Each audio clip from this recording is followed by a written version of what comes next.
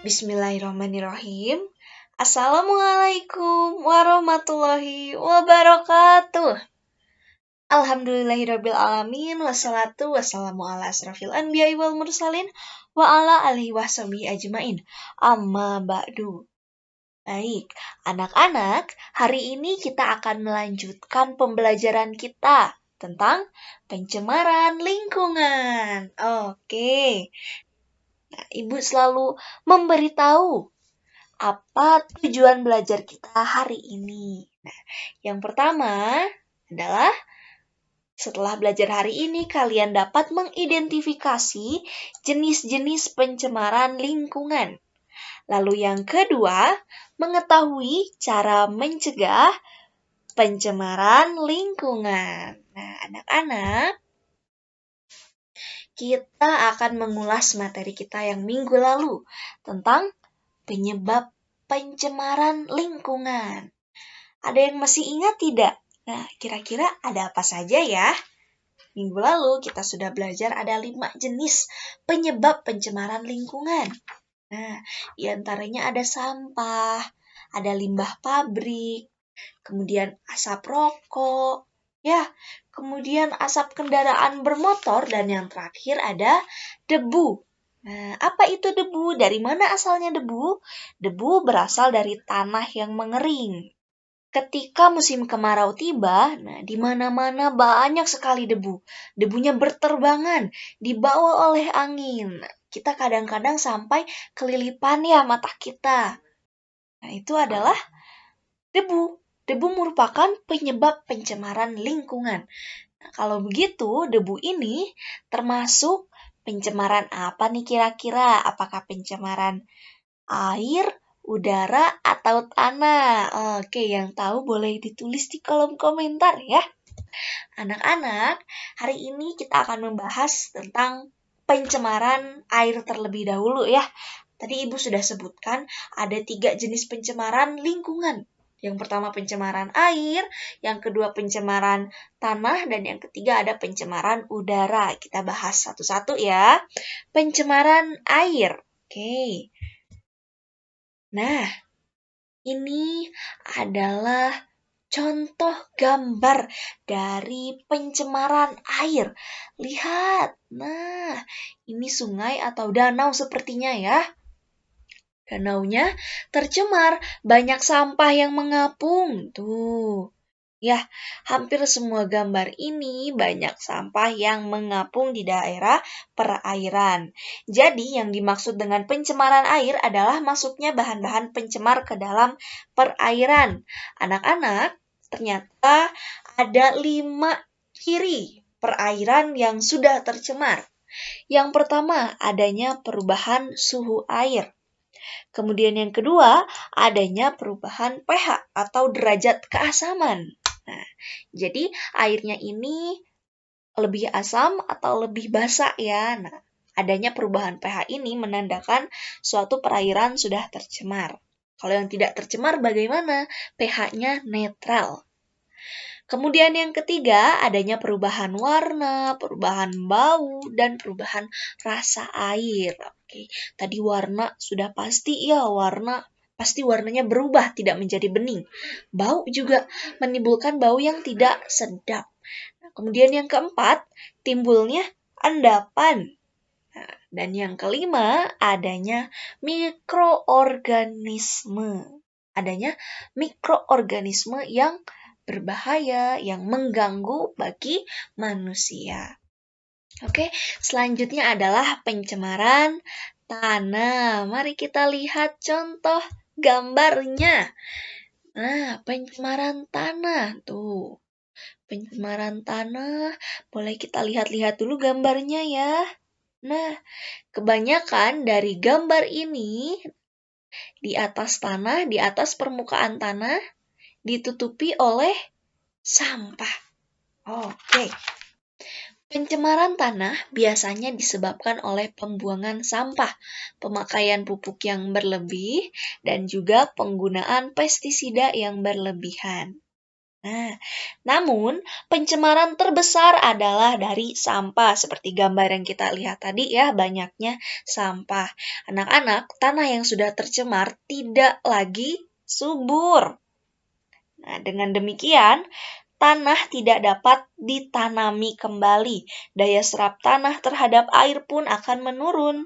Biasanya, hal ini disebabkan oleh banyaknya bahan-bahan anorganik di permukaan tanah.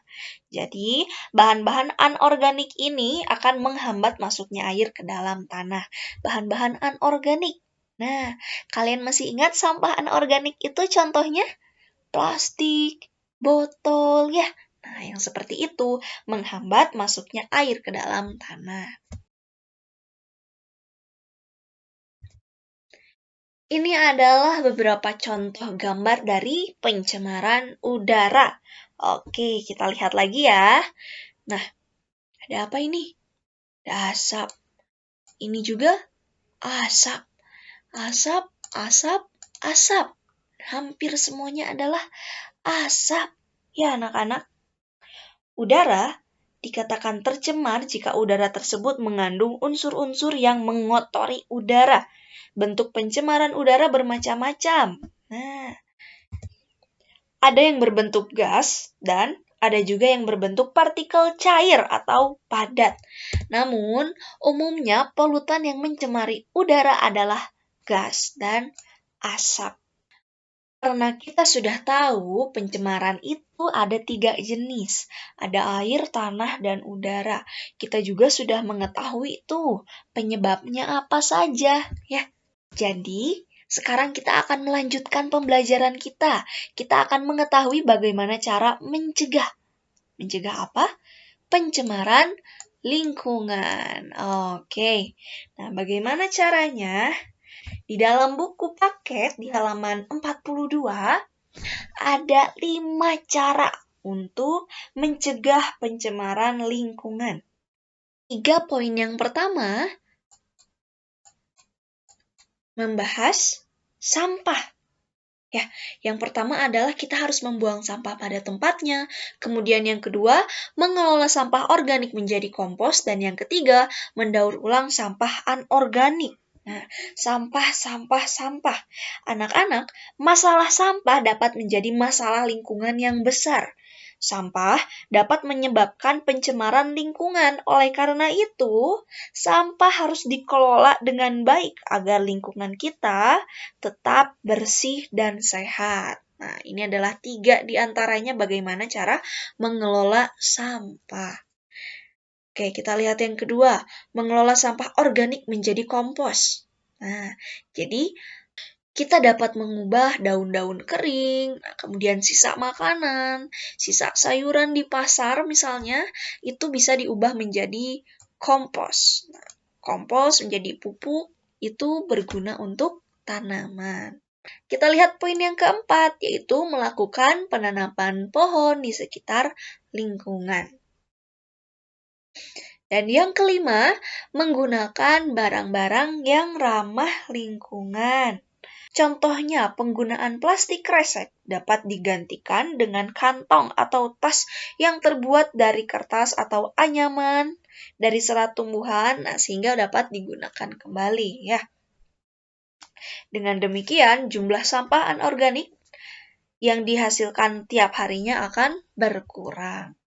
Oke, anak-anak, sudah tiba di kesimpulan kita hari ini. Kesimpulan pertama yang kita dapatkan, pencemaran lingkungan itu ternyata dikelompokkan menjadi 3 macam ya, ada 3 kelompok. Yang pertama adalah pencemaran air, kemudian pencemaran udara, dan pencemaran tanah. Kemudian, cara untuk mencegah pencemaran lingkungan diantaranya adalah mengolah sampah. Ya, sampahnya diolah terlebih dahulu. Kalau sampahnya sampah organik bisa dijadikan pupuk atau kompos. Kalau sampahnya sampah anorganik bisa dijadikan kerajinan atau bisa didaur ulang. Kita juga dapat menggunakan barang-barang yang ramah lingkungan. Dan kita dapat melakukan penanaman pohon di lingkungan sekitar. Kenapa dengan pohon? Nah, karena pohon atau tumbuhan itu dapat menyerap gas karbon dioksida atau racun ya, dan dapat mengubahnya menjadi oksigen. Oksigen diperlukan manusia untuk bernafas. Anak-anak, sampai sini apabila ada yang ingin ditanyakan, boleh ditulis di kolom komentar ya, atau boleh WA Ibu secara japri. Nah, kalau begitu, mari kita tutup pembelajaran hari ini dengan membaca doa akhir majelis bersama-sama. Subhanaka, Allahumma wa bihamdika, asyhadu alla ilaha illa anta, astaghfiruka wa atubu ilaik. Terima kasih semuanya. Assalamualaikum warahmatullahi wabarakatuh. Semangat gelora